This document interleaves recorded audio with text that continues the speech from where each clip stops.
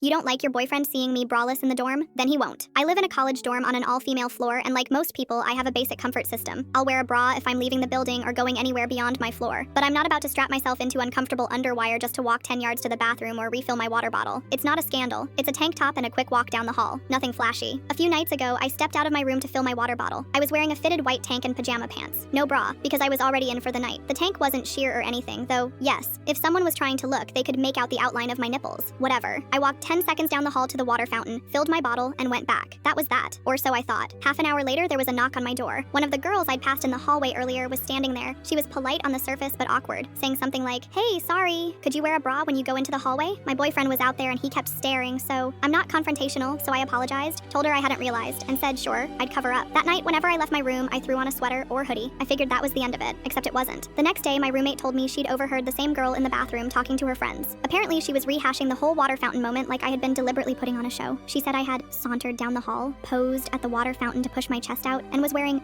basically nothing. Then she and her friends laughed while she dramatically acted it out, right there in front of the bathroom mirror. The performance included exaggerated chest thrusts and slow-motion fountain sipping, apparently. That night, I passed the same group in the hall again, still braless because I was in pajamas and on my way to brush my teeth. She gave me that smug smirk and made a point of looking down at my chest, and suddenly the whole group burst out laughing. I didn't say anything, but I was boiling. I knew what this was now. It wasn't about her being uncomfortable. It was performative jealousy dressed up as morality, and they were trying to make me out to be the villain. But the last straw wasn't even the giggling. It was the next morning when our entire floor got an email from the RA. She said she'd received anonymous complaints about inappropriate attire in the hallway and reminded everyone to keep things modest and appropriate. The tone was general, but I knew exactly who that was aimed at. So I decided if they wanted to play petty, I could match it. See, I remembered something from our orientation weeks ago. That girl's boyfriend, he doesn't even go to school here. We'd been in the same orientation group, and I remembered her talking about how he was visiting her from another school during his gap semester. And I also knew that due to our campus's pandemic policy, off-campus guests weren't allowed in the dorms unless they were family members or registered in advance. So I went to the same anonymous complaint form she had clearly used. I reported that there had been an off-campus male guest seen regularly in the dorm halls. I added that he hadn't been wearing a mask, which was also technically against building policy, even if it wasn't strictly enforced. I didn't name her, I didn't have to. The very next day, another RA email went out. This time it was specific. Due to recent anonymous reports, they'd be enforcing the no guest policy for off-campus visitors. From now on, anyone seen entering or hanging around the halls would be required to show a student ID. No ID, you're out. It was worded carefully, but the message was clear. If your boyfriend doesn't go here, he's not allowed to hang around anymore. That afternoon, I passed her in the hallway again, braless, in a bright pink pajama top, just to make it extra clear. No boyfriend in sight. She didn't say a word this time, just gave me a quick glance and ducked into her room. If she was so worried about her boyfriend seeing the vague outline of my nipples from across the hallway, I figured I'd do her a favor. Now, he won't see them at all.